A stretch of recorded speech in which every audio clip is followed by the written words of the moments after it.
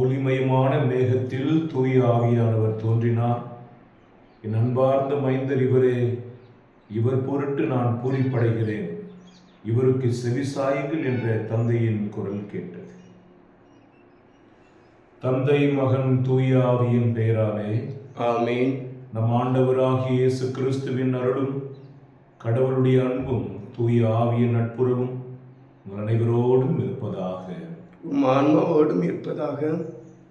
கிறிஸ்து இயேசுவில் அன்புமிக்க சகோதர சகோதரிகளே, இன்றைக்கு நமக்கு பெரிய மகிழ்ச்சியான ஒரு நாள். ஏனெனில் திருச்சபையானது இயேசுவின் மறுரூப திருவிழா, ஆங்கிலத்தில் அதை டிரான்ஸ்பிகரேஷன் என்று சொல்வார்கள். மனித உருவெடுத்து வந்த இயேசு அவர் மனிதன்தானா அல்லது மனிதன்தான் என்று கேள்வி எழுப்புகிறவர்களுக்கு பதிலாக அமைந்திருக்கிறது இன்றைக்கு திருவிழா. அவர் மறுரூபமானார். தான் கடவுள் என்பதும் மனித உருவில் நம் நடுவிலே வாழ்ந்திருந்தார். எப்பொழுது தன் மனித உடையை அவர் கிழற்றினாரோ தெய்வத்தன்மை ஒளிர்ந்தது. உலகத்தில் உள்ள எந்த சலவைக்காரனும் சலவை செய்ய முடியாத அளவுக்கு அவருடைய உடை பிரகாசித்தது. ஆகவே இயேசு ஆண்டவர், இயேசு பிதாவுடைய குமாரன், இயேசு வரவிருக்கிற நீதிபரர். ஆகவே அவரை நம்பி அவரை ஆராதிக்கிற நமக்கு இன்றைக்கு இது விசுவாசத்தின் திருவிழா. ஆகவே இந்த திருவிழாவில் நம்முடைய குடும்பத்திலும் நம்முடைய சமூகத்திலும் விசுவாசத்தை இழந்தவர்களுக்காக அல்லது இயேசுவை கடவுளாக ஏற்றுக்கொள்ள தயங்குகிறவர்களுக்காக, இயேசு கடவுளே இல்லை என்று வாதிடுகிறவர்கள் அனைவருக்கும் இந்த டிரான்ஸ்பிகரேஷன் திருவிழா ஒரு வெளிச்சத்தை தரட்டும். ஒரு வெளிச்சத்தை தரட்டும். எப்படி சீடர்கள் இந்த காட்சியை பார்த்து பரவசம் அடைந்தார்களோ, அதுபோல கடவுளுக்காக தாகம் கொண்டிருக்கிற அனைவரும் பரவசம் அடையும்படி ஆவியானவர் அவர்களுக்கு தரிசனத்தை தந்து காத்திருட வேண்டுமாக இந்த திருப்பலி நாம் ஒப்பு கொடுத்து செபிப்போம். ஆண்டவர் தாம் நேசித்த சீடர்களை உயர்ந்த மலைக்கு கூட்டிச் சென்றது போல இந்த நாளில் நம்மையும் ஆண்டவர் இறை அனுபவத்திற்கு உயர கூட்டி செல்லும்படி நம்மை தாழ்த்தி ஒப்பு கொடுப்போம். அதற்கு தடையா இருக்க நம்முடைய பாவங்களிலும் குற்றங்களிலும் குறைகளையும், பாவத்தை நாமே விரும்பி தேடிய நேரங்களுக்காக, நம்முடைய உடலை நாமே விரும்பி பாவத்திற்கு கையளித்த நேரத்திற்காக இந்த நேரத்தில் மனம் வருந்தி மன்னிப்பு கேட்போம். திருப்பலியில் பக்தியுடன் பங்கேற்போம். எல்லாம் வல்ல இறைவனிடமும் சகோதர சகோதரிகளிடமும் நான் பாவி என்று ஏற்றுக்கொள்கிறேன். ஏனெனில் சிந்தனையாலும் சொல்லாலும் செயலாலும் கடமையை தவறியதாலும் பாவங்கள் பல செய்தேன். என் பாவமே, என் பாவமே, என் பெரும் பாவமே.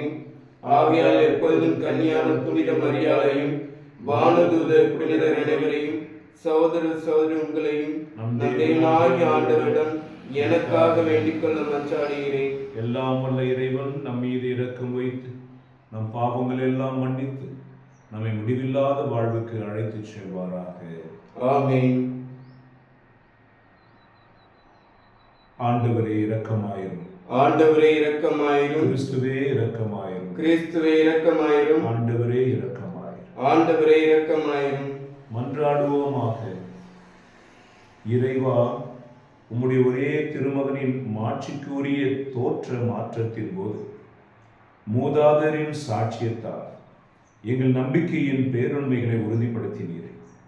மக்கள் எல்லாரும் உம்முடைய பிள்ளைகளாகும் நிறைவான உரிமை பெற்றினை பெறுவர் என வியத்தகு முறையில் முன்னறிவித்தீர். உம்முடைய அடியார்களாகிய நாங்கள் அன்பார்ந்த உம் திருமகனின் குரலுக்கு செவிசாய்த்து அவரோடு உடன் உரிமையாளர் ஆகும் தகுதியை அடைவோமாக. உம்மோடும் தூய ஆவியாரின் ஒன்றிப்பில் இறைவனா என்றென்று வாழ்ந்து ஆட்சி செய்கின்ற அவர் வழியாகவே மன்றாடுகிறோம். ஆமென்.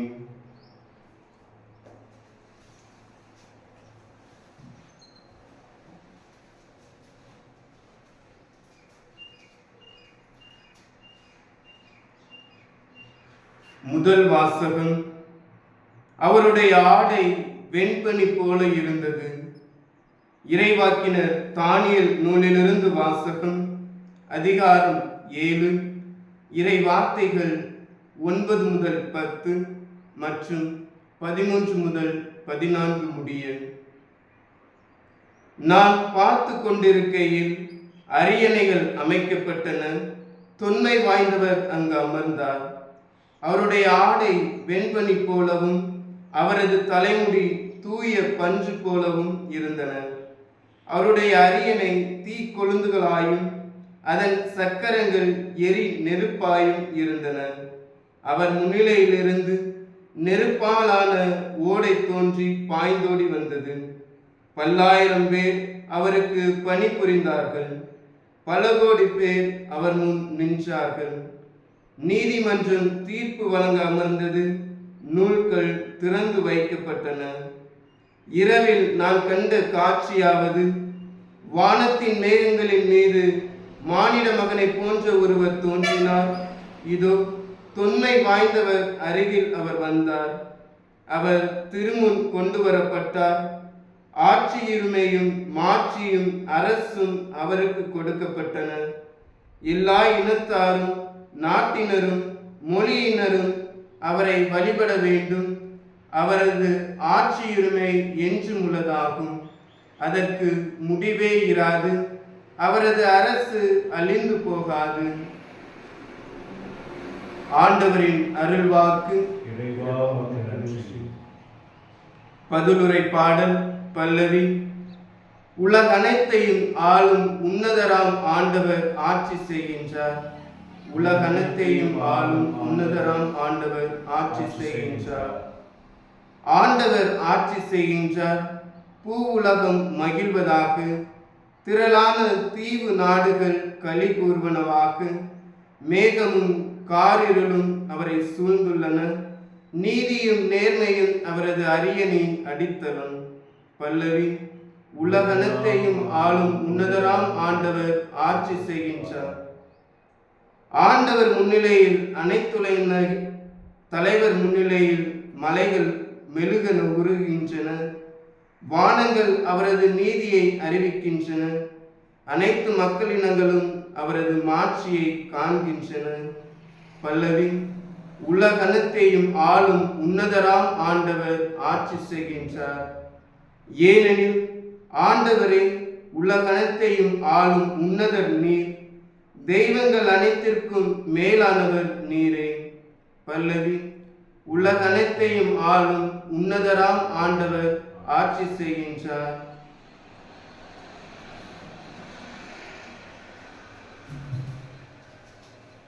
அல்லேலூயா, அல்லேலூயா, அல்லேலூயா,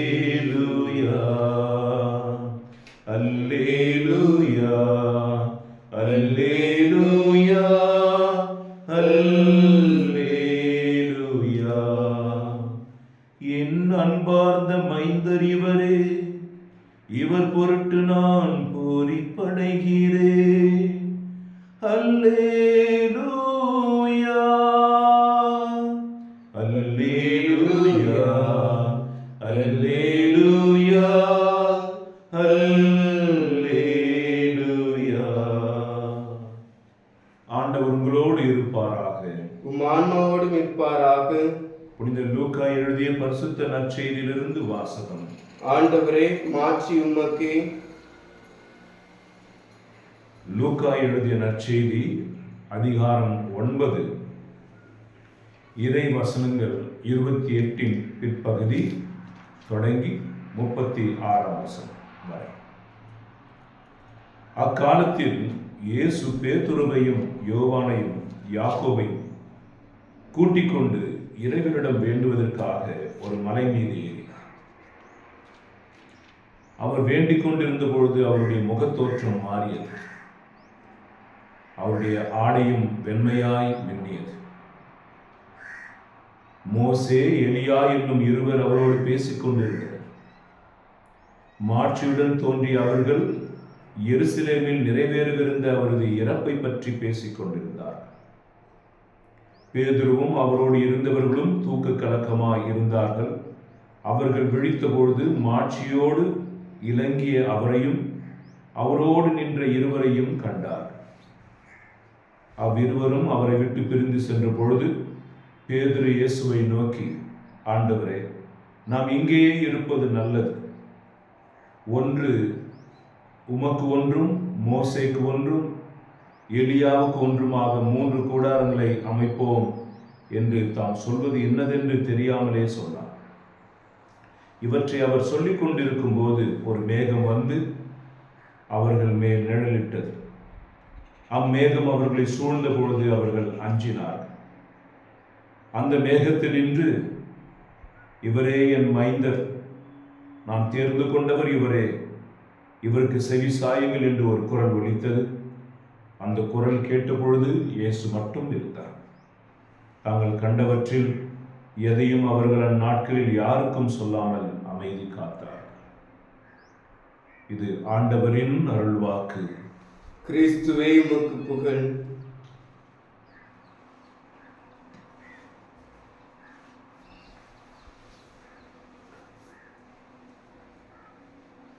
கிறிஸ்து இயேசுவில் அன்புக்குரியவர்களே, நாம் பரலோகத்திற்கென்று படைக்கப்பட்டவர்கள். நாம் பரலோகத்திற்கென்றே படைக்கப்பட்டவர்கள்.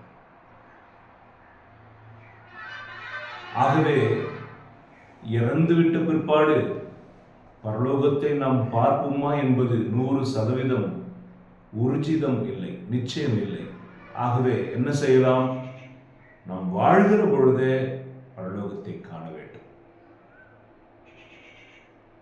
நாம் வாழ்கிற பொழுதே புனித வாழ்க்கை வாழ்ந்தால் கண்டிப்பாக இங்கே இருக்கும் பொழுதே நாம் பரலோகத்தை அனுபவிப்போம். பரலோகம் நமக்குள் வாழும், பரலோகத்திற்குள் நாம் வாழும். ஆக கடவுளால் கொடுக்கப்பட்ட இந்த சரீரத்தை பரிசுத்தமாக நாம் வைத்துக் கொள்கிற பொழுது, பேணி காக்கிற பொழுது, இந்த உடலில் தேவாதி தேவனுடைய ஆவியானவர் குடியிருப்பதனாலே அந்த தேவனுடைய ஆவியானவர் நம்மை பரலோகத்தினுடைய மகிமையாலே நிரப்புவார்.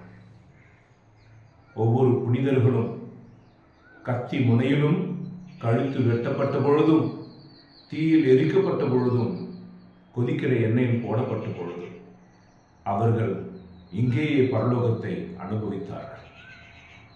குறிப்பாக முடியப்பரை கல்லால் எரிந்து கொள்ளுகிற பொழுது அவர் ஏறெடுத்து பார்க்க அங்கே பரலோகம் திறக்கப்பட்டிருப்பதையும் இயேசுவானவர் தந்தையுடைய வலதுபுறத்தில் இருப்பதையும் அவர் கண்டார், மாட்சி அடைந்தார். ஒவ்வொரு புனிதர்களும் அப்படித்தான். ஆகவே அன்புக்குரியவர்களே, இன்றைக்கு இயேசுவின் உருமாற்றம் பெருவிழா. நான் முன்னுரையில் சொன்னது போல, இப்பொழுது வரைக்கும் தொடக்கத்திலிருந்து இயேசு வருவதற்கு முன்பாகவும் இப்பொழுது வரைக்கும் இயேசுவை பற்றிய ஐயம் இருந்து கொண்டே இருக்கிறார். அவர் ஒரு சாதாரண மனிதர் என்றும், ஆனால் நல்லவர் என்றும், அவர் ஒரு தீர்க்கதரிசி அல்லது இறைவாக்கினர் என்றும், அவர் இறந்து போன திருமுழுக்கு யோவானுடைய மறுபிறப்பு என்றும், வல்லமையுள்ள இறைவாக்கினர்கள் ஒருவர் என்றும், இப்படித்தான் அவர் வாழ்ந்த பொழுதும் நம்பினார்கள். ஒரு சிலர் மட்டுமே அவர் மெஸ்ஸியா என்பதும், கடவுளுடைய இறைமகன் என்பதும், கடவுளுடைய வெளிப்பாடு என்பதும், கடவுளுடைய பிரதிநிதி என்பதும் அறிவிக்கப்பட்டு விசுவசித்தார்கள். ஆனால் இன்று அளவும் கிறிஸ்து எல்லா இடத்திலும் விசுவசிக்கப்படவில்லை.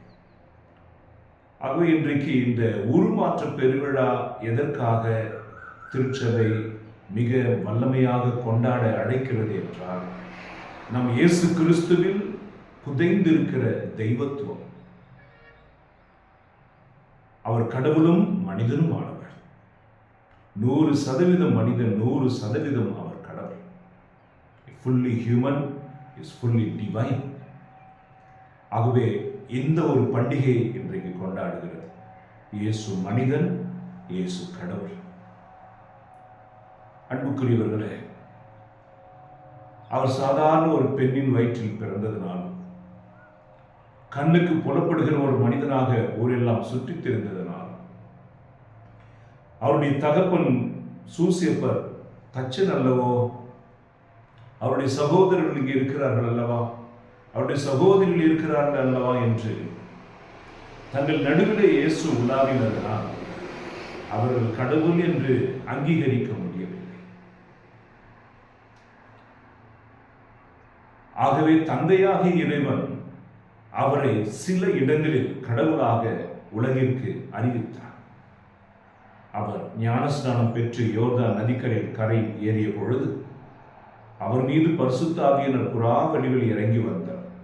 அப்பொழுது ஆண்டவருடைய குரல் ஒலித்தது, இவரே என் அன்பார்ந்த மகன், இவருக்கு நான் பூரிப்படைகிறேன், இவருக்கு செவி சாய்க்க, லிசன் டு ஹிம். ஆகவே பரலோகத்தினுடைய குரல், தந்தையினுடைய குரல் சாதாரணமா சொல்லுது, ஆனா ஆழமான வார்த்தை. அவருக்கு கீழ்ப்படிங்க போதும். யோவான் சுவிசேஷம் 2ஆம் அதிகாரத்தில் கானாவில் திருமணம் நடந்த பொழுது, அம்மா உங்களுக்கும் எனக்கும் என்ன என்று இயேசு ஒரு கேள்வி எழுப்பும் பொழுது மாதா சொன்னாங்க, அவர் சொல்லுகிறபடி செய்யுங்க. இது பரலோகத்தினுடைய அந்த குரலுக்கு ஒத்திருப்பது நம்மால் புரிந்து கொள்ள முடியும். அவர் சொல்லுகிறபடி செய்யுங்க. நம் பரலோகத்தை அடைவதற்கு ஒரே வழி இயேசு கிறிஸ்து. அவர் சொல்லுகிறபடி செய்தாலே போதும், அவரை பின்பற்றினாலே போதும். அவை இந்த திருவிழாவில் உங்களுக்குள் இன்னும் இயேசு கிறிஸ்து கடவுளா என்கிற ஒரு ஐயம் இருக்கும் என்றால் அதை விட்டு விடுங்க. இயேசு கடவுளும் மனிதனும்.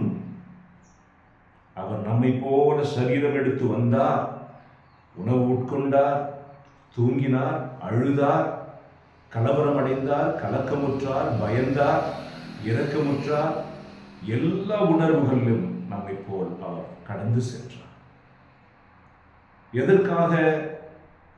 ஆகவே ஆண்டவரே, நீரே துன்பத்திற்கு உள்ளாகி இருப்பதால், நீரே பலவீனத்திற்கு உள்ளாகி அதை கடந்து சென்றதனால், அந்த தலைமை குரு நம் பலவீனத்திலே நமக்கு உதவி செய்ய வல்லவராக இருக்கிறார்.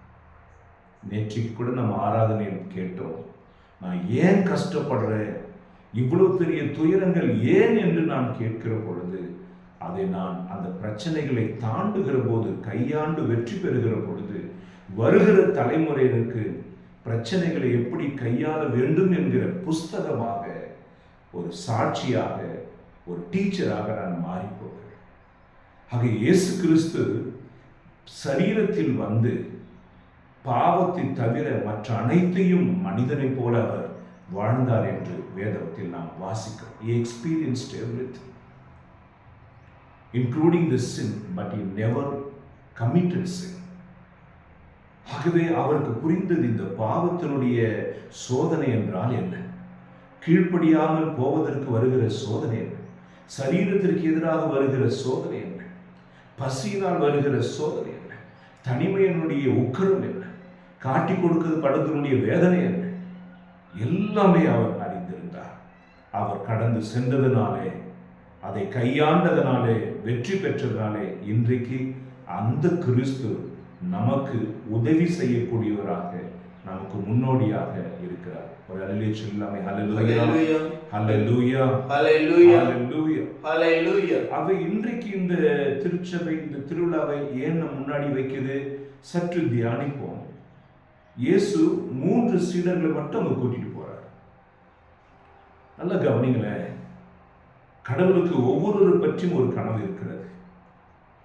ஆனால் சிலரை பற்றி மிக விசேஷமான கனவு இருக்கிறது.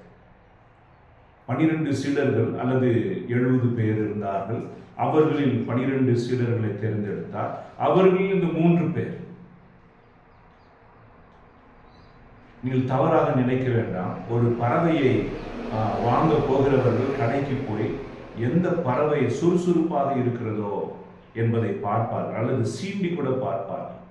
உற்சாகமாக இருக்கிற ஒரு மீன் வாங்கும் பொழுது கூட துடுதுடுப்பா போகிற மீன் அதை பிடிங்கன்னு நினைச்சோம்.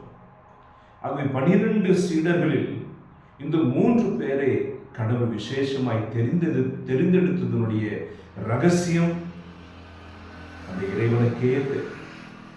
ஏனெனில் யாகப்பர், அருளப்பர், ராயப்பர் இந்த யாகப்பிரதான் முதல் வேத சாட்சியாக மரித்தார் என்று வேதம் சொல்கிறது.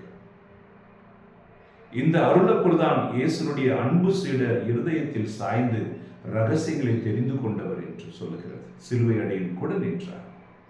இந்த பேதுரு தான் இயேசுவை மறுதலித்தாலும் ஆண்டவருடைய திருச்சபையினுடைய முதல் போப்பாக, பாப்பரசராக ஏற்படுத்தப்பட்டார். There is a great dream of Jesus about these three disciples.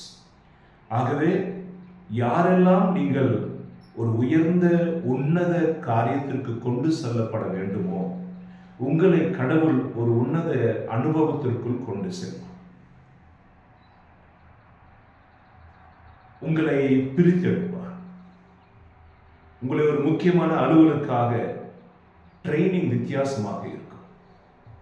இப்போ குருவுக்கு சதுவு நாங்கள் படிக்கும் பொழுது 12 வருடம் எல்லாருக்கும் ஒரே வகுப்பறை, எல்லாருக்கும் ஒரே பாடம் கொடுக்கப்படுகிறது. ஆனால் நிறைய பேர் பின்வாங்கி போய்விடுவார்கள். ஒரு 40 பேர் சேருகிற பொழுது கடைசியில் குருவாக மாறுகிறவர்கள் 3, 4, 5 அல்லது 7 இப்படித்தான். ஆகவே கொடுக்கப்படுகிற அழைப்பு, இதை எழுதி வைத்து, கொடுக்கப்படுகிற அழைப்பு, அதற்கு நான் கொடுக்கிற ரெஸ்பான்ஸ், பதில். இன்றைக்கு நாம் வாசித்தால் அவர் 3 பேரின் 28ஆம் வசனத்தினுடைய பின்பகுதி, லூக்கா 9ஆம் அதிகாரம் 28 பின்பகுதி, இயேசு பேதுருவையும் யோவானையும் யாக்கோபையும் கூட்டிக் கொண்டு இறைவனிடம் வேண்டுவதற்காக ஒரு மலை மீது ஏறினார். அந்த மலை தாபோர் என்று சொல்லப்படுகிறது. அதுவே அன்புக்குரியவர்களே, முதல் செய்தி இன்றைக்கு, do you need the experience of God? நீங்கள் கடவுளுடைய அனுபவத்தை பெற்றுக்கொள்ள வேண்டுமா? நீங்கள் சில காரியங்களை விட்டு மலை ஏற வேண்டி இருக்கிறது. சமதளமான பகுதியில் நடப்பது மிக எளிது. ஆனால் மலை ஏறுவது மிக கடினமான ஒரு விஷயம். ஆனால் இன்றைக்கும் பக்தர்கள் மலைகள் ஏறுகிறார்கள். அதனுடைய உட்கருத்தை யாரும் அவர்கள் சொல்லித் தருவதில்லை. மலை என்பது வெறும் கல்லும் முள்ளும் நிறைந்த ஒரு மலை அல்ல. தங்கள் வாழ்க்கையில் அவர்கள் வாழ்ந்து கொண்டிருக்கிற சமதளமான இந்த பகுதியை விட்டுவிட்டு கடினமான, கஷ்டமான ஒரு பகுதிக்குள் நுழைவது, அதுதான் பரலோகம். பரலோகம் இறுக்கலான வழியை கொண்டது. அதை கண்டுபிடித்தவர்கள் வெகு சிலர், அதில் நுழைகிறவர்கள் மிக சொற்ப பேர் என்று வேதம் சொல்கிறது. ஆகவே எல்லாரையும் போல நான் வாழ முடியும். அது சமதளமான பகுதி. காலையில் எந்திரிச்சேன், பல்லு விளக்கினேன், குடித்தேன், சாப்பிட்டேன், வேலைக்கு போனேன், வந்தேன், சாப்பிட்டேன், படுத்தேன், கல்யாணம் ஆச்சு, குழந்தை கட்டி பிறந்துச்சு, சொத்து சேர்த்தேன். அது சாதாரணமான வாழ்க்கை. பரலோகத்திற்குரிய வாழ்க்கை, தயவுசெய்து கவனிங்கள். You have to sacrifice many things in order to possess the heaven. பல காரியங்களை விட்டுவிட வேண்டியது இருக்கு.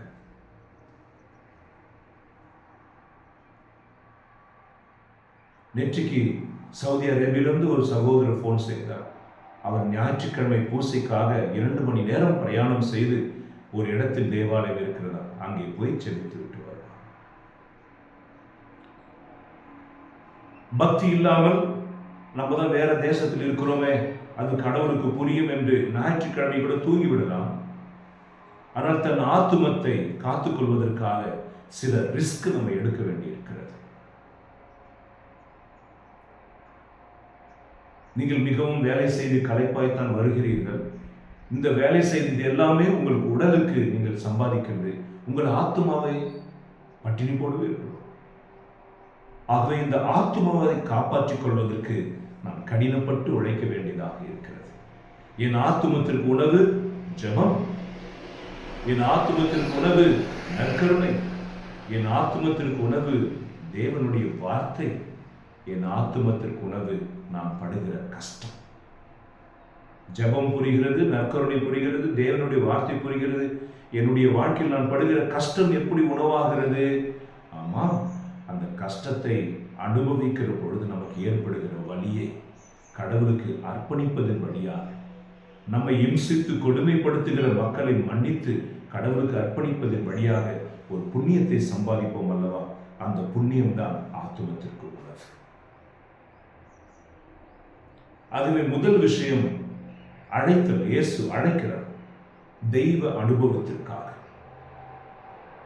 தெய்வ அனுபவத்திற்காக. இந்த 3 பேரும் பிற்காலத்தில் ரொம்ப ஸ்ட்ராங்கா இருந்தாங்க விசுவாசத்தில். அதற்கு காரணம் இந்த காட் எக்ஸ்பீரியன்ஸ். என்னை நானே இப்படி யோசித்து பார்ப்பேன். ஏன் மற்றவர்கள் போல் இல்லாமல் நான் இப்படி போதிக்க வேண்டும் என்று ஆர்வம் கொள்கிறேன், ஆராதனை நடத்த வேண்டும் என்று ஆசைப்படுகிறேன்,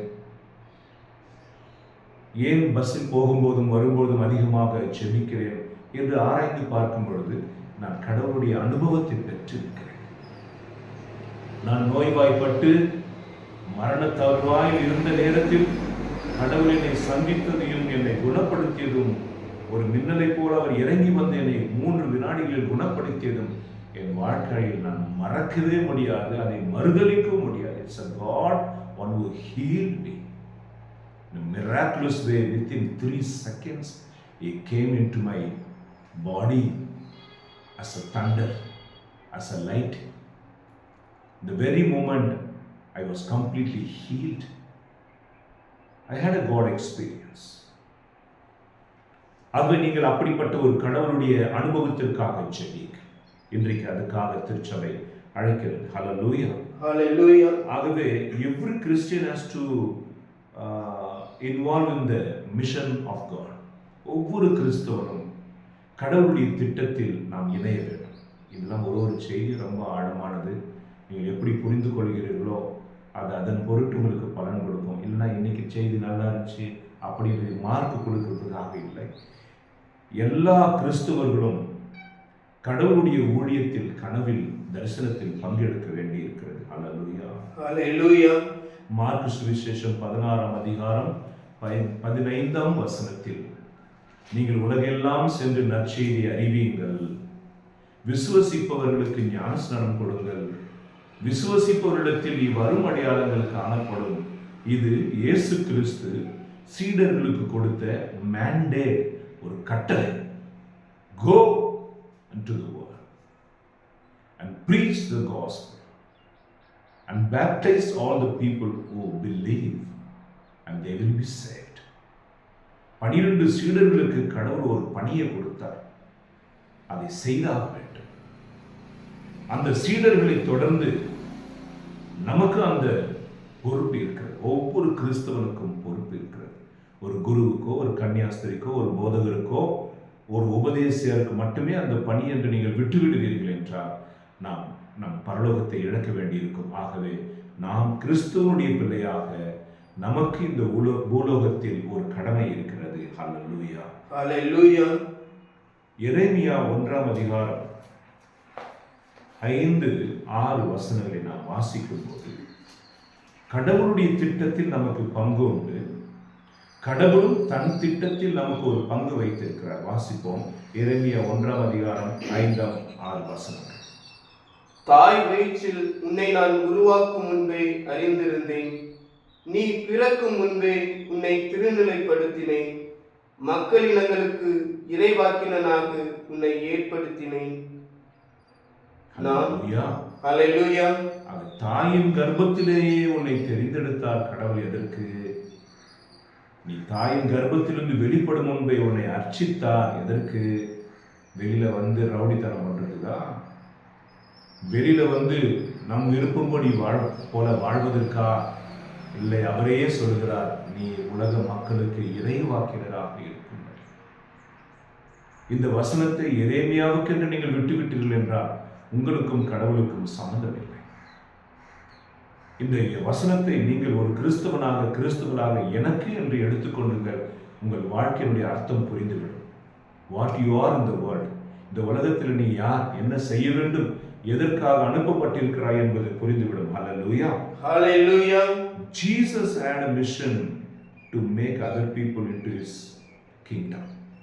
இயேசப்பா இந்த உலகத்திற்கு வந்தார் இல்லையா?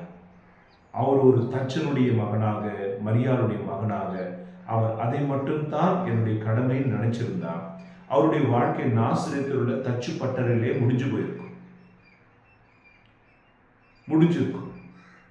ஆனால் லூக்கா சுவிசேஷம் 4ஆம் அதிகாரம் 16, 17, 18 இறைவசனங்களில், லூக்கா சுவிசேஷம் 4ஆம் அதிகாரத்தில், ஆண்டவருடைய ஆவி என் மேலே ஏனெனில் அவர் என்னை அருட்பொழிவு செய்துள்ளார். எளியோருக்கு நற்செய்தி அறிவிக்கவும், சிறைப்பட்டோருக்கு விடுதலை அறிவிக்கவும், ஆண்டவர் அருள் தரும் ஆண்டினை அறிவிக்கவும் அவர் என்னை அனுப்பினார் என்று அந்த வசனத்தை படித்த பிற்பாடு இன்று அது என்னில் நிறைவேறுகிறது என்று தன்னுடைய அழைத்தலை அன்றைக்கு கண்டுபிடிக்கிறார் என்றல்ல, he confirms his vocation. அன்னிலிருந்து மிஷன் ஸ்டார்ட் ஆகும். ஆக இயேசு கிறிஸ்து இந்த உலகத்தில் தந்தையாகி இறைவனுக்கு நான் யார், என்ன செய்ய வேண்டும், என்னுடைய பொறுப்பு என்ன என்பதை பற்றி அவர் அறிந்து கொண்டார். நீங்களும் அப்படி இந்த உலகத்தில் எனக்கும் கடவுளுக்கும் உள்ள சம்பந்தம் என்ன, எதற்காக என்னை அழைத்தார், தாயின் கருவிலே எதற்காக என்னை அபிஷேகித்தார் என்பதை நீங்கள் கண்டுபிடிக்க வேண்டும், உணர வேண்டும். அப்பொழுது உங்கள் கிறிஸ்தவ வாழ்க்கை மிளிரும். It's a powerful life in the world. சில வசனங்களை வாசிப்போம். யோவான் 17:18. யோவான் 17:18. நீர் என்னை உலகிற்கு அனுப்பியது போல நானும் அவர்களை உலகிற்கு அனுப்புகிறேன்.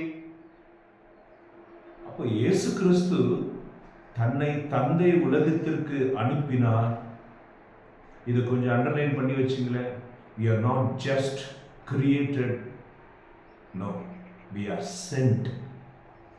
பரலோகத்திலிருந்து அனுப்பப்பட்டிருக்கிறோம். நம்மை அனுப்பினவர் பரலோக தந்தை. இந்த ஒரு அனுபவத்தை, காரியத்தை கண்டுபிடிக்கிறவர்கள் தான் மறுபடியும் பிறக்கிற அனுபவம். மறுபடியும் பிறக்கிற அனுபவம். இயேசு சொன்னார், தந்தையே நீர் என்னை அனுப்பியது போல நான் இவர்களை அனுப்புகிறேன். எவர்களை? நம்மைத்தான். அது கிறிஸ்துவனுடைய தரிசனம். தந்தை அவருக்கு கொடுத்த தரிசனம் இப்பொழுது யாருக்கு கொடுக்கப்பட்டிருக்கிறது? இயேசுவினுடைய ஃபாலோவர்ஸ், இயேசுவை பின்பற்றுகிறவர்கள். அது யார்? நீங்களும் நானும் தான். ஆகவே நமக்கு நம்முடைய வீடு, கணவர், பிள்ளைகள், மனைவி, அப்பா, அம்மா, வேலை, சொத்து இதுதான் என்றால் நீங்கள் உலகத்தை சார்ந்தவர்கள், நீங்கள் கிறிஸ்துவனுடைய குழுமத்தை சார்ந்தவர்களாக இல்லை. நீங்களும், உங்களுக்கும் இரட்சகர் தேவைப்படுகிறது, உங்களுக்கும் போதனை தேவைப்படுகிறது. ஆனால் நீங்கள் கிறிஸ்துவுக்குள் யார்? இந்த உடைமை எனக்கு கடவுள் கொடுத்தார், இதை எப்படி கிறிஸ்துவுக்காக பயன்படுத்துவது?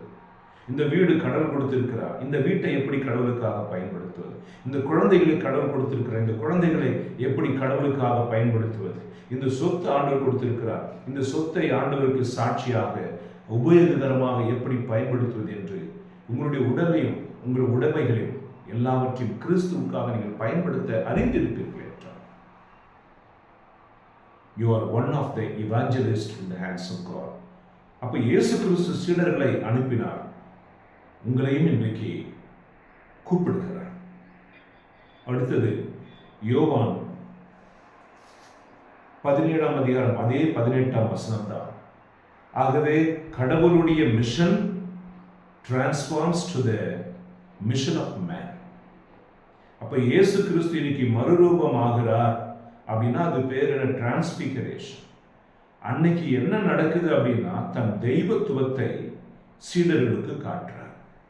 உங்களுக்கு ஒரு கூடாரம், அவருக்கு ஒரு கூடாரம், இவங்களுக்கு ஒரு கூடாரம் அமைச்சிருவான்னு சொல்லி பேதுரு என்ன சொல்றான்னு தெரியாமே சொன்னார். அவ இயேசு சொன்னது, அதோ இந்த இடம் மகிமையா இருக்குது, இங்கேயே இருந்தலாம் நினைக்காத, we have to go down, நாம் கீழ் இறங்கி போக வேண்டும். நமக்கு வாழ்க்கையிலே கஷ்டமே இருக்கக்கூடாதுன்னா கோயில் கோயிலா சுத்தம், புண்ணிய ஸ்தலங்களுக்கெல்லாம் சுத்தம். நம்மில் யாரும் ஆண்டவரே இந்த தெய்வ அனுபவத்தை எனக்கு கொடுங்க, அந்த தெய்வ அனுபவத்தை கொண்டு உலகத்தை நான் மீட்டெடுக்கணும், என்னை சார்ந்த அத்தனை பேரும் உமக்குள்ளாக கொண்டு வரணும், அந்த பவர் எனக்கு கொடுங்க நம்ம கேட்கல. ஸோ இது பாருங்க, அப்போ கடவுளுடைய மிஷன் மனிதனுக்கு கொடுக்கப்படுகிறது. Man involves in God's mission.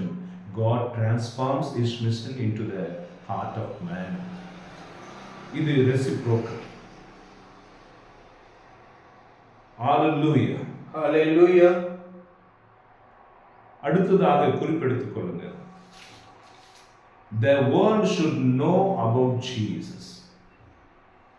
எதுக்காக இந்த இயேசுவை பற்றி உலகம் எல்லாம் நான் அறிவிக்க வேண்டும்? எதுக்காக அறிவிக்கணும்? இயேசுவை அறிந்தால் தான் மீட்பு, இயேசு வழியாகத்தான் மீட்பு என்று ஏன் சொல்ல வேண்டும்? அப்படி நான் கிறிஸ்துவை பற்றி சொல்ல வேண்டும் என்றால் first I should know about Christ. மக்கள் மீட்பு பெறுவதற்காக அவர்கள் அறியப்பட வேண்டும். ரோமையர் 10:17. இதை நாம் சற்று ஆழமாக தியானிக்க அழைக்கப்படுகிறது. ரோமையர் 10:17. ஆகவே அறிவிப்பதை கேட்டால்தான் நம்பிக்கை உண்டாகும். ஒருவனுக்கு நம்பிக்கை உண்டாகும். சேல்ஸ்மேன்லாம் பாருங்களேன், ஒரு அட்வர்டைஸ்மெண்ட் பாருங்களேன், அந்த டிவியில் அட்வர்டைஸ் படன்னு காட்டும். 10 எடுத்து 1000 ரூபாய் தான், 10 எடுத்து 500 ரூபாய் தான். அந்த கிளாத்தை நாம் நேரடியாக பார்க்காவிட்டாலும் அந்த துணியை, அந்த ப்ராடக்டை நாம் ஆர்டர் செய்கிறோம். சில நேரங்களில் வீடு வீடாக வந்து ப்ராடக்டை கை முன்பாக வைத்து நம்மளுக்கு பிரெயின் வாஷ் பண்ணுவார்கள் ஏற்றுக்கொள்ளும் வரை. ஆகவே உலக பொருட்களுக்கு இவ்வளவு சிரத்தை எடுக்கும் பொழுது உண்மையுள்ள கடவுளாகிய ஒரு இயேசு கிறிஸ்துவை அறிவிப்பதற்கு இங்கே என்ன சொல்லப்படுது? அறிவிக்காமல் நம்பிக்கை எப்படி வரும்? கேள்விப்படாத ஒருவரை பற்றி மக்கள் எப்படி விசுவசிப்பார்கள்? ஆகவே அறிவிக்கப்பட வேண்டும். எவ்ரி நூக்கன்கார், எல்லா மூலைகளிலும், மூளை முடுக்கெல்லாம் இயேசு கிறிஸ்து அறிவிக்கப்பட வேண்டும்.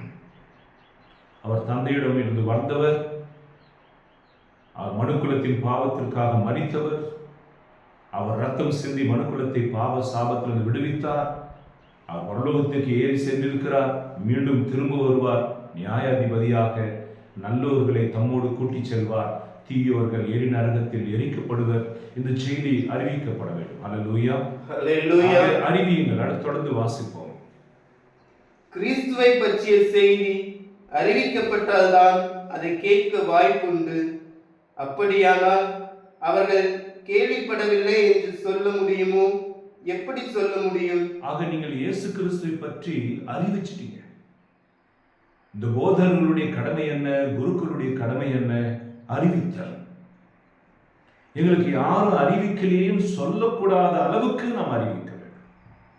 எங்களுக்கு இயேசுவை பற்றி யாரும் சொல்லவில்லையே என்று எந்த மூலையில் இருக்கிறவர்களோ அல்லது உலகத்தினுடைய கடை எல்லையில் இருக்கிறவர்களோ சொல்லக்கூடாது. ஆகவே தான் வேதம் சொல்கிறது, உலகின் கடை எல்லை வரை நீங்கள் எனக்கு சாட்சிக்கிறோம்.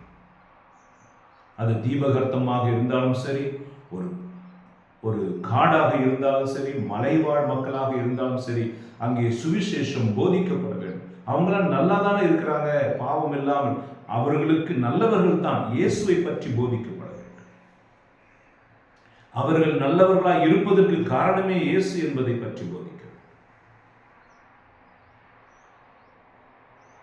அப்பொழுது அவர்கள் எங்களுக்கு இயேசுவை பற்றி யாரும் சொல்லவில்லை என்று சாக்கு போக்கு சொல்ல மாட்டார்கள். அடுத்தது வாசிப்போம். ஏனெனில் அவர்களது அறிக்கை உலகெங்கும் சென்றடைகின்றது, அவர்கள் கூறும் செய்தி உலகின் கடை எல்லை வரை எட்டுகின்றது.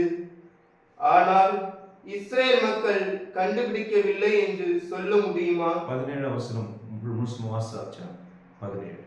ஆகவே அறிவிக்காமல் எப்படி விசுவசிப்பார்? அனுப்பப்படாமல் எப்படி அறிவிப்பார்கள்? யாராவது அனுப்பப்படணுமே. ஆகவே நம்மைத்தான் இன்றைக்கு ஆண்டவர் அழைக்கிறார், அனுப்பப்பட வேண்டும். இது ஒரு முதல் செய்தி. ஆக இயேசு கிறிஸ்து அறிவிக்கப்பட வேண்டும். யார் போவார்?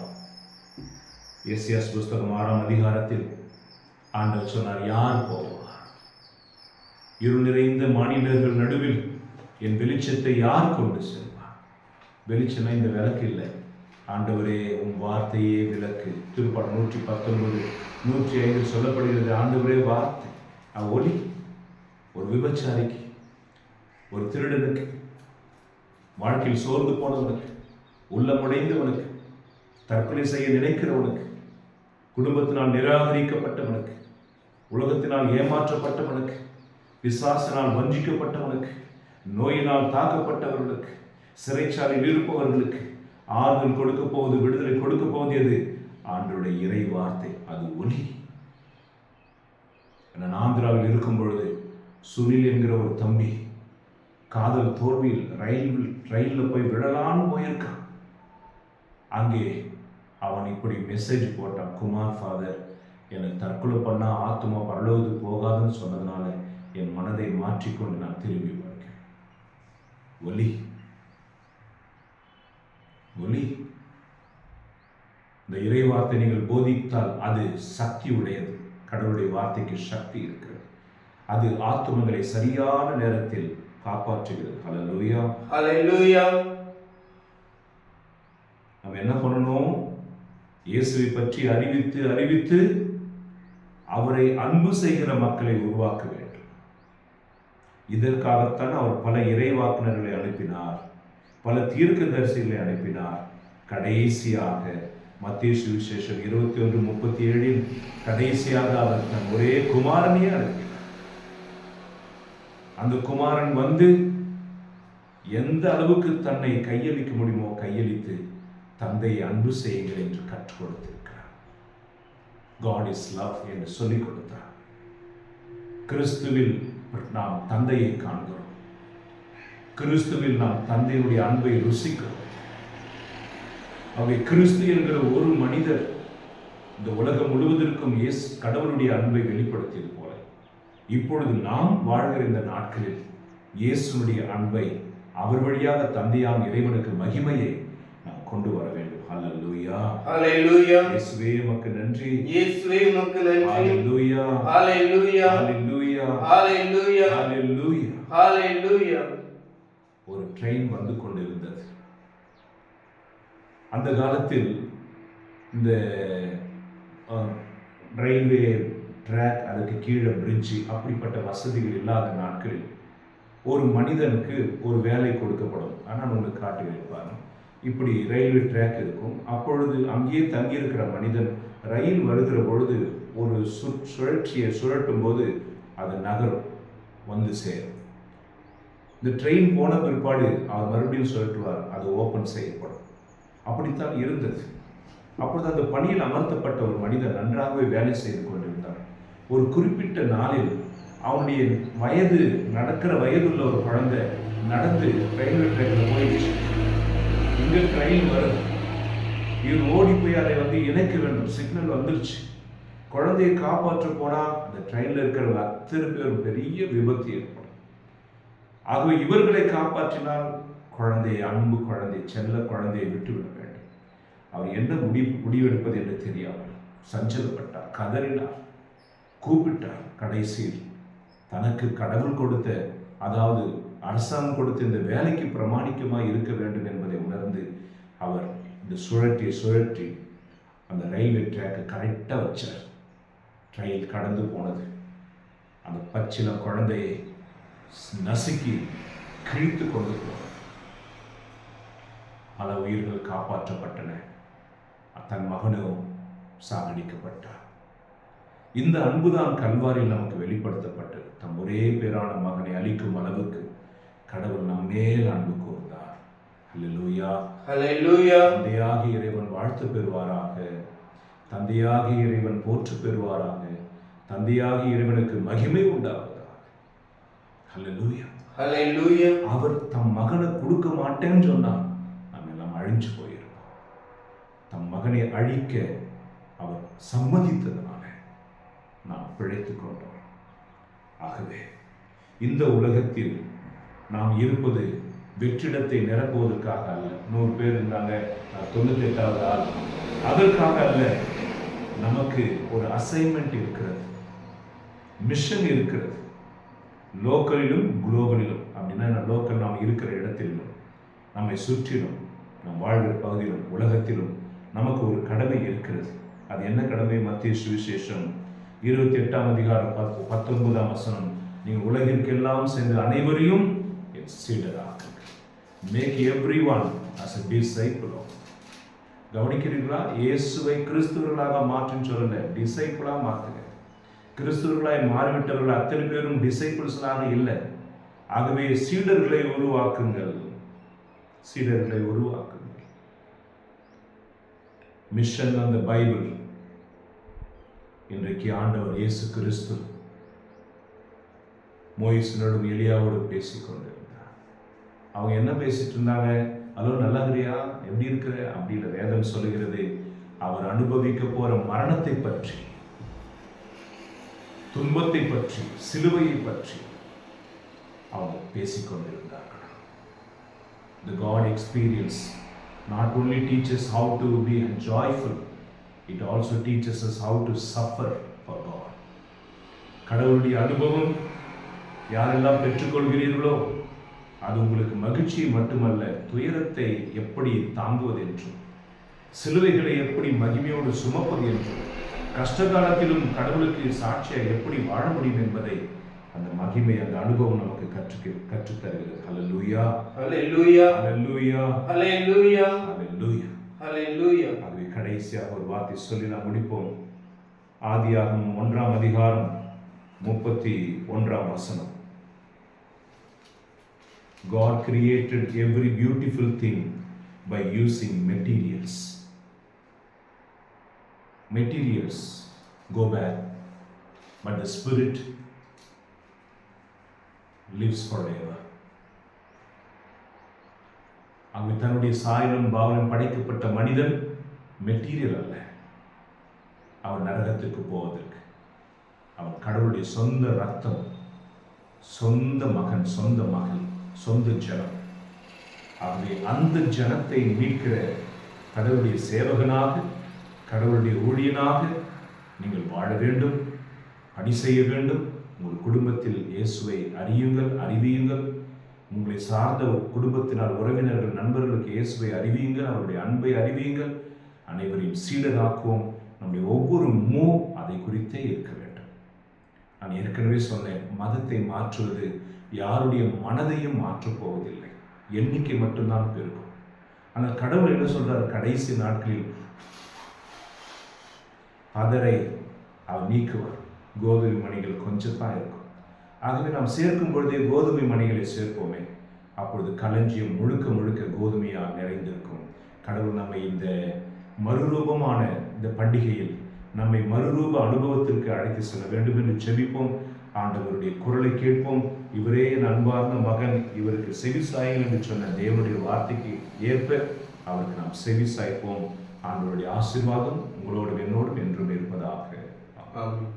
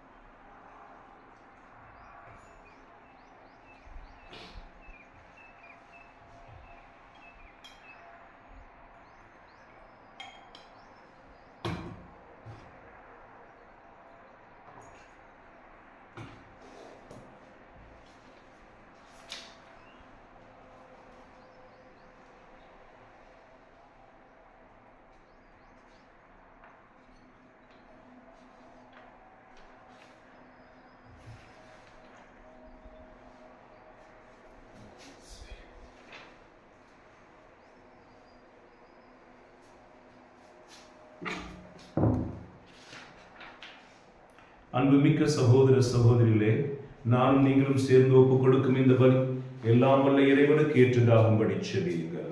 ஆண்டவர் தமது பெயரின் புகழ்ச்சிக்காகவும் மாட்சிக்காகவும் தமது நன்மைக்காகவும் புனித திரு அவையின் அனைத்து நலனுக்காகவும் தமது கைநீட்டி இப்பலியை ஏற்றுக்கொள்வாராக. ஆண்டவரே, ஒரே திருமகனின் மாட்சிக்குரிய தோற்ற மாற்ற விழாவில் நாங்கள் ஒப்புக் கொடுக்கும் காணிக்கைகளை புனிதப்படுத்துவதை வேண்டுகிறோம். அவருடைய மாட்சியின் பேரொழியால் பாவ மாசுகளிலிருந்து எங்களை தூய்மையாக்குகிறார். எங்கள் ஆண்டவராகிய இயேசு கிறிஸ்து வழியாக மன்றாடுகிறோம். ஆமென். ஆண்டவர் உங்களோடு இருப்பாராக, உம் ஆன்மாவோடும் இருப்பாராக. இதயங்களை மேலே எழுப்புங்கள். ஆண்டவரிடம் எழுப்பியுள்ளோம். நம் இறைவனாகிய ஆண்டவருக்கு நன்றி கூறுவோம். அது தகுதியும் நீதியுமானது. ஆண்டவரே, தூயவரான தந்தை, என்றுமுள்ள எல்லாம் வல்ல இறைவா, ஆண்டவராகிய கிறிஸ்து வழியாக எந்நாளும் இவ்விடத்திலும் நாங்கள் உமக்கு நன்றி செலுத்துவது மெய்யாகவே தகுதியும் நீதியுமாகும். எங்கள் கடமையை மீட்புக்குரிய செயலுமாகும். அவர் தாம் தேர்ந்தெடுத்த சாட்சிகள் முன்பாக தமது மாட்சியை வெளிப்படுத்தினார்.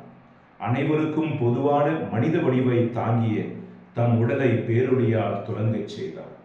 இவ்வாறு தம் சீடரின் உள்ளங்களிலிருந்து சிலுவையை பற்றிய இடரலை அகற்றினார். தலையாகிய தம்மிடம் வியத்தகு முறையில் நிகழ்ந்தது எல்லாம் தமது உடலாகிய திரு அவை முழுவதிலும் நிறைவேறும் என்பதை தெளிவாக்கினார். ஆகவே ஆற்றல் மிகுந்த விண்ணோரோடு சேர்ந்து நாங்களும் இம்மண்ணுலகில் இடையராது இந்த மாட்சியை கொண்டாடி முடிவின்றி ஆர்ப்பரித்து சொல்வதாவது: தூயவர் தூயவர் தூயவர், வான்படைகளின் கடவுளாம் ஆண்டவர், விண்ணகம் மன்னகம் உமது மாட்சியால் நிறைந்துள்ளன. உன்னதங்களிலே ஓசானா, ஆண்டவர் பெயரால் வருபவர் ஆசி பெற்றவர், உன்னதங்களிலே ஓசானா. ஆண்டவரே, நீர் மெய்யாகவே தூயவர், தூய்மை அனைத்திற்கும் ஊற்று. ஆகவே உம்முடைய ஆவியை பொழிந்து இக்காணிக்கைகளை புனிதப்படுத்தியருடமை வேண்டுகிறோம். இவ்வாறு எங்கள் ஆண்டவர் இயேசு கிறிஸ்துவின் உடலும் இரத்தமுமாக இவை எங்களுக்கு மாறுபடுவார்.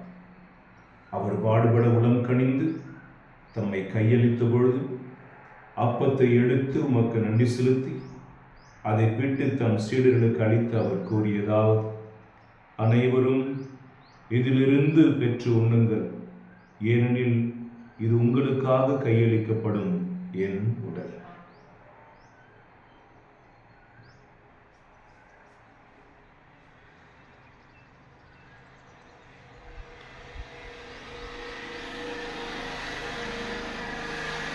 அவ்வளவே இரவு விருந்தை அருந்திய பின் கிண்ணத்தையும் எடுத்து மீண்டும் உமக்கு நன்றி செலுத்தி தம் சீடர்களுக்கு அளித்தவர் கூறியதாவது: அனைவரும் இதிலிருந்து பெற்று பருகுங்கள், ஏனெனில் இது புதிய நிலையான உடன்படிக்கைக்குரிய என் இரத்தத்தின் கிண்ணம். இது பாவ மன்னிப்புக்கென்று உங்களுக்காகவும் பலருக்காகவும் சிந்தப்படும். இதை என் நினைவாக செய்யுங்கள்.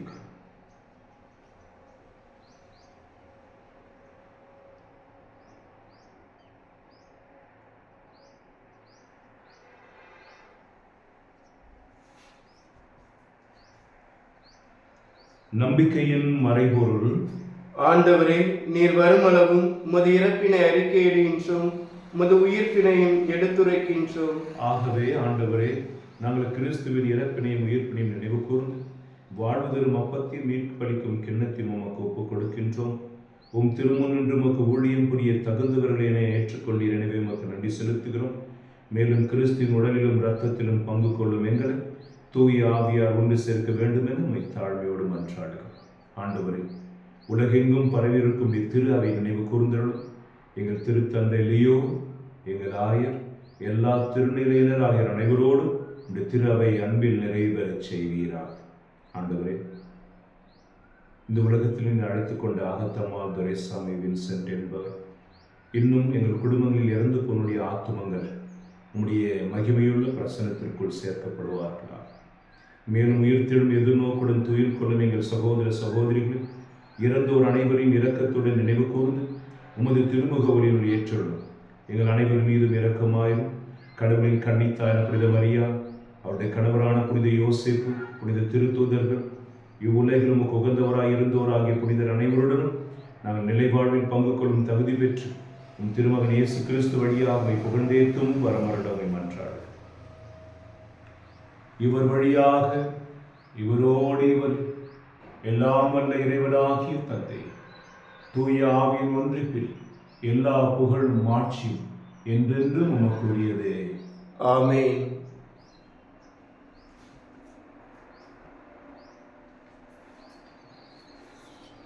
மீட்பரின் கட்டளையால் கற்பிக்கப்பட்டு தேவ படிப்பினால் பயிற்சி பெற்ற நாம் துணிந்து செபிப்போம். எங்களை இருக்கிற எங்கள் தந்தையே, உமது பெயர் தூயதென போற்றப் பெறுக, உமது ஆட்சி வருக, உம்முடைய திருவுளம் விண்ணுலகில் நிறைவேறுவது போல மண்ணுலகிலும் நிறைவேறுக. எங்கள் அன்றாட உணவை இன்று எங்களுக்கு தாரும். எங்களுக்கு எதிராக குற்றம் செய்வோரை நாங்கள் மன்னிப்பது போல எங்கள் குற்றங்களை மன்னியும். எங்களை சோதனைக்கு உட்படுத்தாதையும் தீமையிலிருந்து எங்களை விடுவித்தருளும். ஆண்டவரே, தீமை அனைத்திலிருந்து எங்களை விடுவித்து எங்கள் வாழ்நாளில் அமைதி கனிவுடன் அருளும் மன்றாடுகிறோம். உமது இரக்கத்தின் உதவியால் நாங்கள் பாவத்திலிருந்து எப்பொழுதும் விடுதலை பெற்று யாதொரு கலக்கமும் இன்றி நலமாயிருப்போமாக. நாங்கள் எதிர்நோக்கி இருக்கும் பேரின்பத்திற்காக என் மீட்பராக இயேசு கிறிஸ்துவின் வருகைக்காகவும் காத்திருக்கின்றோம். ஏனெனில் ஆட்சியும் வல்லமை மாட்சியும் என்றென்றும் உமதே. ஆண்டவரே இயேசு கிறிஸ்துவே, அமைதியை உங்களுக்கு விட்டுச் செல்கிறேன், என் அமைதியை உங்களுக்கு அளிக்கின்றேன் என் திருத்தூதருக்கும் அடைந்தீர். எங்கள் பாவங்களை பாராமல் முடித்திராவிய நம்பிக்கை கண்ணோக்கி அதற்கு அமைதியும் ஒற்றுமையும் திருவிழத்திற்கு ஏற்றபடி அளித்தருள்வீராக. என்றென்றும் வாழ்ந்து ஆட்சி செய்கின்றவர் நீரே. ஆமென். ஆண்டவருடைய அமைதி உங்களோடு என்றும் இருப்பதாக. உம் ஆன்மாவோடும் இருப்பதாக. ஒருவருக்கொருவர் கிறிஸ்துவின் அமைதியை பகிர்ந்து கொள்வோம். உலகின் பாவங்களை போக்கும் இறைவனின் செம்மறியே, எங்கள் மேல் இரக்கமாயிரும். உலகின் பாவங்களை போக்கும் இறைவனின் செம்மறியே, எங்கள் மேல் இரக்கமாயிரும். உலகின் பாவங்களை போக்கும் இறைவனின் செம்மறியே, எங்களுக்கு அமைதியை அளித்தருளும். இதோ இறைவனின் செம்மறி, இந்த சரீரம் ரூபமாகும் என்று நமக்கு இன்றைக்கு போதிக்கிறவர், உலகமெல்லாம் சாட்சியாக இருக்கும்படி நமக்கு அனுபவத்தை கொடுக்கிறவர், இந்த தெய்வீக திருமகனின் விருந்திற்கு அழைக்க பெற்றுள்ள நாம் அனைவரும் பேறு பெற்றோர். ஆண்டவரே, நீர் என் உள்ளத்தில் எழுந்தருள நான் தகுதியற்றவன். ஆனால் ஒரு வார்த்தை மட்டும் சொல்லியலும் எனது ஆன்மா நலமடையும்.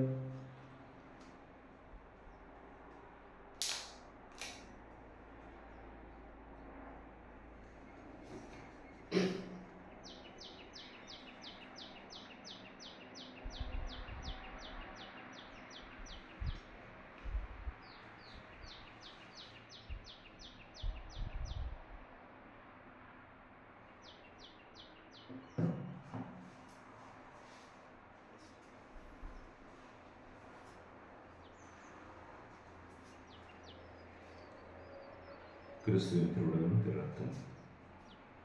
ஆமென்.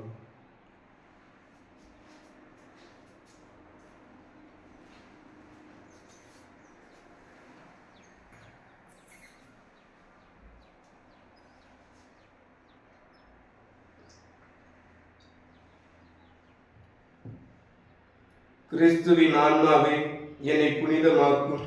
கிறிஸ்துவின் திரு உடலை என்னை மீட்டருளும். கிறிஸ்துவின் திரு ரத்தமே எனக்கு எழுச்சியூட்டும். கிறிஸ்துவின் விழாவின் தண்ணீரை என்னை கழுவிவிடும். கிறிஸ்துவின் பாடுகளை என்னை தேய்ச்சிடும். ஓ நல்ல இயேசுவே, எனக்கு செவிசாயும். உம் திரு காயங்களுள் என்னை மறைத்தருளும். உம்மிடமிருந்து என்னை பிரிய விடாதையும். தீய பகையிடமிருந்து என்னை காத்தருளும். எனது இறப்பின் வேளையில் என்னை அழைத்தருளும். உம்மிடம் வர எனக்கு கட்டளையிட்டருளும். புனிதர்களோடு எக்காலமும் உம்மை புகழச் செய்யும். ஆமென். கிறிஸ்து தோன்றும் பொழுது நாமும் அவரை போல இருப்போம், ஏனெனில் அவர் இருப்பது போல நாம் அவரை காண்போம். மன்றாடுவோமாக. ஆண்டவரே, உம் திருமகனின் பேரொழியை அவரது மாட்சிக்குரிய தோற்ற மாற்றத்தால் வெளிப்படுத்த திருவுளமானீரே. நாங்கள் உட்கொண்ட விண்ணக உணவு அவரது சாயலாக எங்களை மாற்றிட அருள் புரிகிறார். என்றென்றும் வாழ்ந்து ஆட்சி செய்கின்ற அவர் வழியாகவே எம்மை மன்றாடுகிறோம். ஆமென். ஆண்டவர் உங்களோடு இருப்பாராக. உம் ஆன்மாவோடும் இருப்பாராக. எல்லாம் வல்ல இறைவன், தந்தை, மகன், தூய ஆவியார் உங்களை ஆசீர்வதிப்பாராக. ஆமென். சென்று வாருங்கள், திருப்பலி நிறைவேறிற்று. இறைவனுக்கு நன்றி. அன்புக்குரியவர்களே, வருகிற வெள்ளிக்கிழமை காலை 10 மணி முதல் மதியம் 1 மணி வரைக்கும் ஜெபம் நடைபெறும். தனிப்பட்ட விதத்தில் கவுன்சிலிங், பாவ சங்கீர்த்தனம், தனி ஜெபம் உங்களுக்கு வழங்கப்பட குருக்கள் காத்திருக்கிறார்கள். நீங்கள் வரலாம். அதே போல வருகிற சனிக்கிழமையும் இங்கே குருக்கள் இருப்பார்கள். அது 2வது சனிக்கிழமை. ஆகவே விடுமுறையில் இருக்கிற ஆசிரியர்களும் மாணவர்களும் மற்ற அரசாங்க உத்தியோகத்தில் இருக்கிறவர்களும் இந்த ஜெபத்திற்கு பங்கெடுக்க வேண்டும் என்று ஆசைப்படுகிறவர்கள் இந்த புனித இயேசுவின் திரு இருதய தியான இல்லத்திற்கு வந்து அவர் இதயத்தின் அன்பை பெற்றுக்கொள்ள உங்களை அன்போடு அழைக்கும்.